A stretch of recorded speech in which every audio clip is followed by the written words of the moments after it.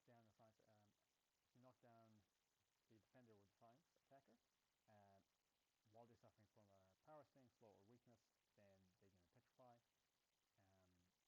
Um, and you gain power, each time the defender will gain power while suffering from petrify and evasive suppression, you gain a fury buff. And then every 15 seconds, they gain a power gain. So basically, you want to knock them down, chuck a petrify on them, and they gain power, and then you gain your fury. So we're going to clear the line that way, and then we'll meet back up with the boss here. And yeah, we'll talk about her when we get there. All right, so we cleared that lane with the boss. Coming up to the boss, and actually, the boss was Captain America Infinity War. He just absolutely tore through this lane like it was nobody's business. So I've got a pretty healthy team for the first time probably in this Cavalier event quest coming up to the boss. The boss is Guillotine 2099. We know what she does, but her abilities trigger 200% more often. She's got more attack, she's got more health, she's got empowered immunity, so if you hit her with something she's immune to, she will gain more power. If you intercept her with a basic attack, we gain a passive fury. The intercepting rewards us actually because we get 200% more attack.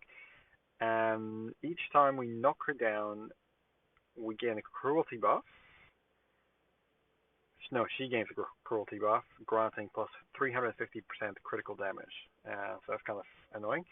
And when the defender is knocked down by heavy or special attack, they become debuff immune for 4 seconds. So what we're going to have to do probably is have Medusa take our first attempt. And what we're going to try to do is try to get a quick shatter on her. Which of course is going to be pretty hard to do if she's invisible. So we're going to go 2, and another 2, another 2, and maybe we can shatter her. Yeah, that's fine. So now her abilities do not take effect, and maybe we can, oh, well, the Digicloak still does. That's interesting. And that shook off all the debuffs as well, so that's a little bit annoying.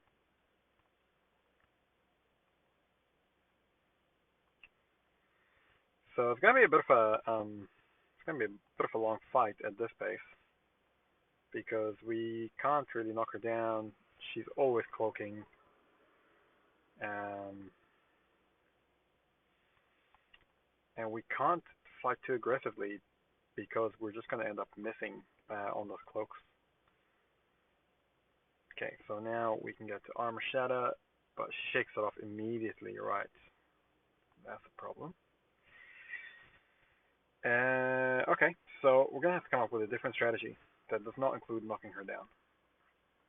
So I would say we probably have to not even use specials, if I'm being honest. We have to shatter her, but then not knock her down.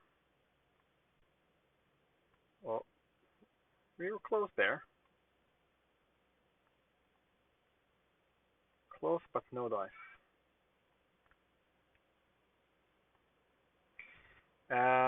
But that gave us a pretty decent start to it. Okay, so if we have to knock her down, so if we have to damage her without knocking her down, we could definitely use Quake. I think will be the ideal for this.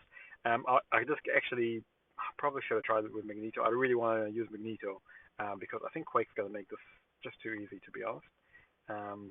But Magneto would have been an interesting option because she does get stun immune, but then you have prowess, which means you can do a lot of damage, and also because of the magnetized, because you magnetize her because she's metal, a lot of her stuff she'll have like very reduced ability accuracy reduction, which means that, yeah, I don't know how that would work. I think Magneto would be a good matchup for her, but clearly Quake here is also doing the business.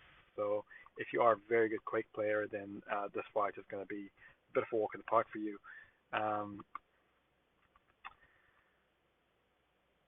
Yeah, just don't get hit like I do. But yeah, so long as you can stay away from her reach, and pretty much because you're not hitting her, you don't have to deal with her ability accuracy.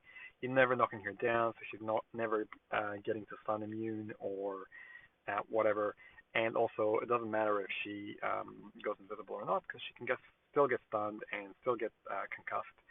And of course, because of your concussion, it also does not. It also does not trigger her regen, right? So unfortunately, I went a little bit too hard on her there, thinking I was going to finish her off at the end. But we're going to jump in with Magneto and see how we go. Wow, so he can actually hit through the cloak, can he? Wow, that's pretty cool. Hey, that's very cool. So yeah, I think Magneto is a really top option against her as well.